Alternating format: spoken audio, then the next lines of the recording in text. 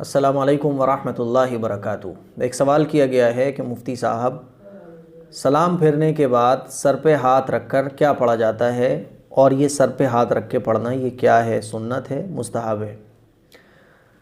सवाल बहुत अच्छा है। इस मसले को अच्छे तरीके से आप तमाम ही हज़रात समझ लें।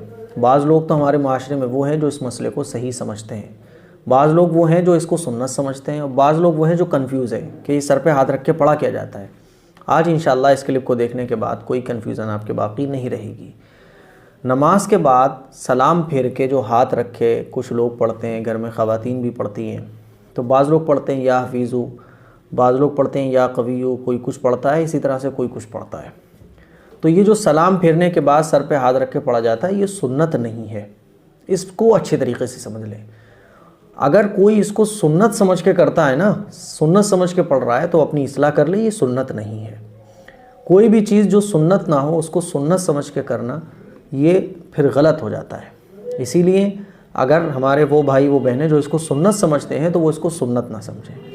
हाँ, इसको जो लोग करते हैं वो बतौर वजीफ़ा करते हैं, जिनको सही मसले का इल्म है। तो अगर आप इसको सुन्नत समझते हैं तो सुन्नत न समझें, ये बतौर वजीफ़ा लोग करते हैं, दिमाग की ताकत के लिए, सर के दर्द के लिए। इसी तरह से बाज़ लोग क़ुव्वत हाफ़िज़ा बढ़ाने के लिए, बाज़ लोग या हफीज़ू पढ़ते हैं या कवियू पढ़ते हैं। तो ये जो हाथ रख के लोग पढ़ते हैं, कोई 11 मरतबा पढ़ता है या हफीज़ू या कवियू, तरह तरह की दुआएँ लोग सर पे हाथ रख के पढ़ते हैं, तो ये सुन्नत नहीं है, ये बतौर वजीफ़ा पढ़ते हैं। तो इसीलिए मेरी तमाम मुसलमानों से दरख्वास्त है कि इस मसले को समझें कि सर पे हाथ रख के जो पढ़ा जाता है वो सुन्नत नहीं है, बतौर वजीफ़ा है।